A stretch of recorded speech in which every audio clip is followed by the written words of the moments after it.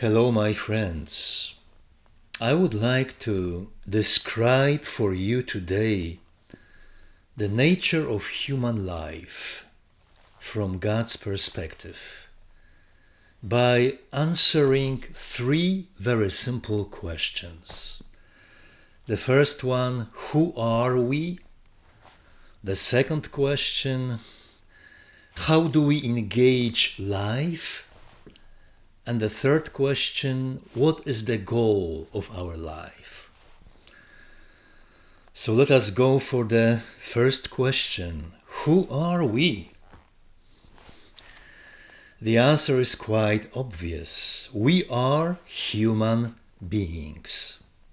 And in order for a human being to be created, we need the presence of a human mother and a human father together. Human mother's DNA and human father's DNA, they both create in an intimate union at the moment of conception a human being. And so what those both parents give to us is our physical body with our senses and our spiritual body, our spirit, meaning our intellect, imagination, and memory. And to this kind of human being, God attaches human soul.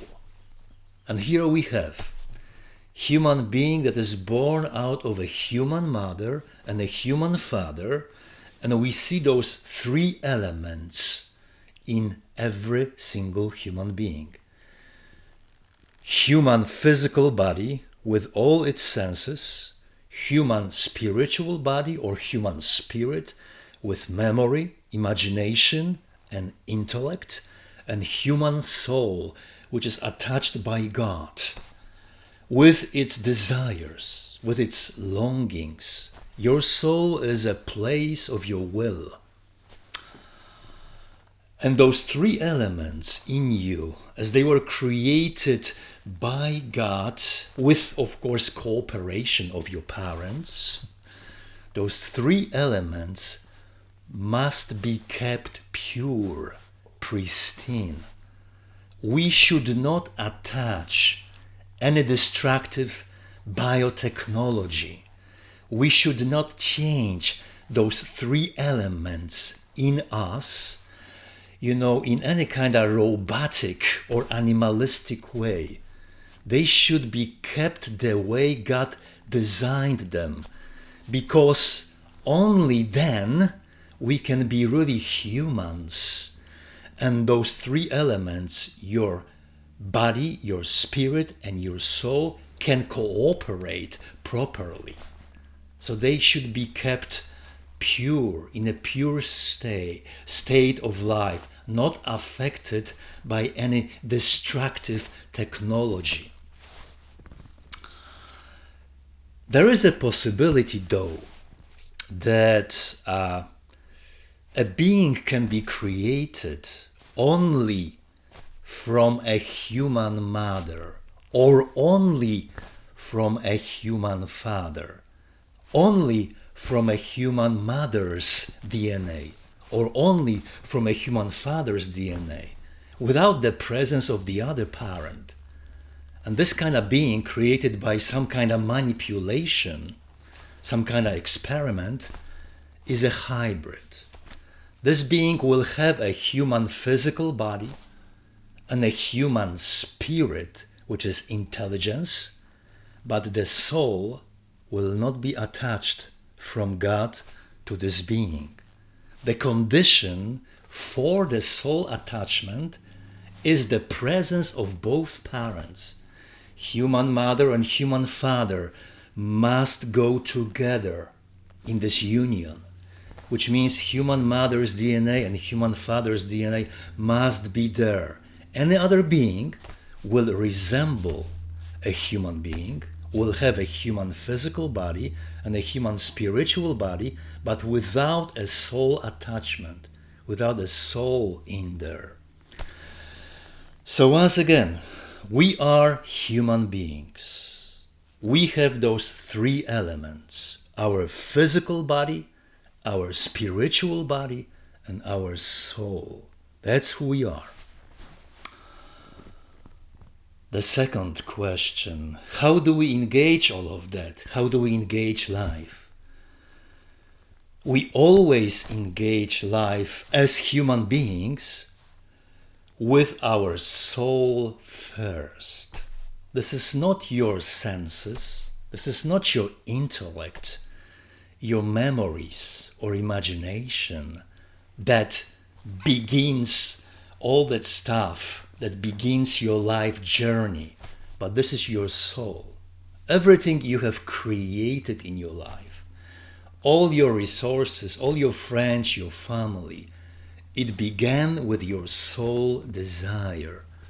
Soul initiates everything. And we can see in our environment, really, whatever is around us in our life, we can see there our soul doing what our soul has done in our life for us. So this is all about soul wisdom, or I would say truth in your soul, or soul experience, or even better, your true desire on your soul level. That's really what drives you. And your intellect and your sensitivities, all of that, they are companions to your soul development. Everything begins with your soul first. To the point that your environment matches perfectly what your soul desired. And if your soul is really damaged, unfortunately, your soul can be damaged by your sinfulness, then your environment is damaged as well, is destroyed. And even more than that, when your soul is damaged, you are not really present to yourself or to your life. It feels like you are numb in your life experience because your soul is quite limited and isolated from life in its damage. So you feel like numb in your life. So do not damage your soul by sinfulness. Allow it to grow in moral life by being moral. So that's how we engage life. Remember, this is your soul first, always. Your soul goes everywhere first before you go in your physical body and in your spirit. The last question, so what is the goal of human life? The goal of human life is not perfection. The goal of human life is the union with God. Many mystics, many spiritual writers really tell that unless we rest in God, we are restless. And this is very true.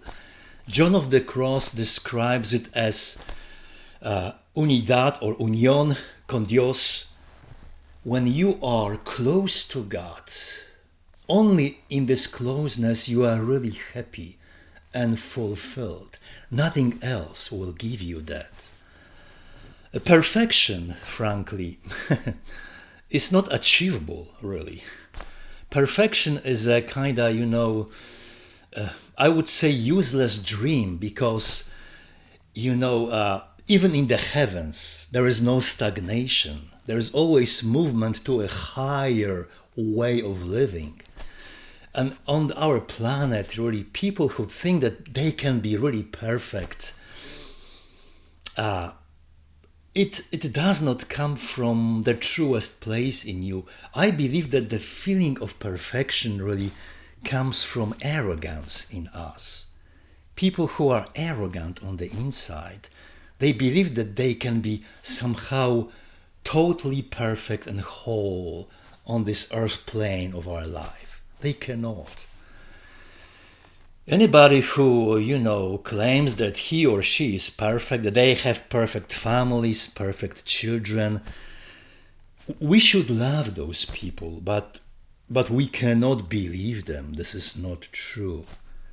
the only goal of human life and human soul wants to be there always is the union with your Creator.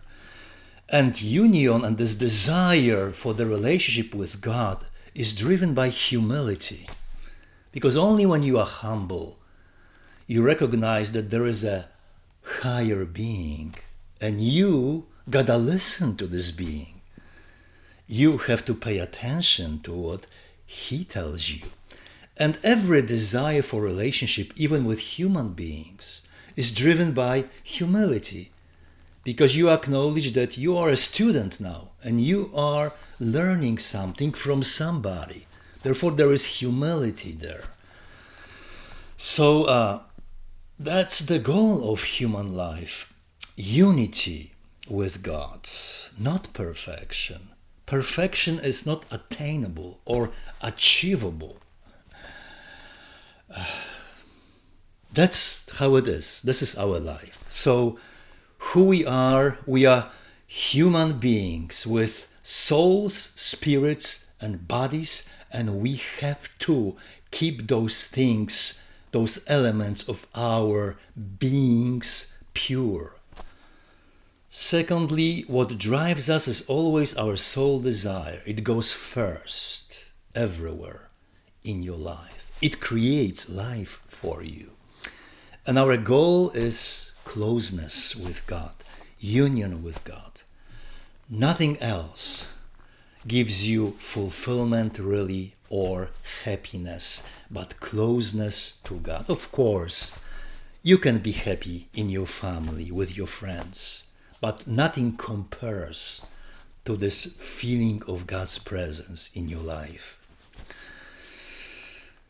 And my dear friends, may God bless your human lives with His presence. May you have a great day today, and I guess we will meet each other next time. Thank you very much. See you next time. Bye.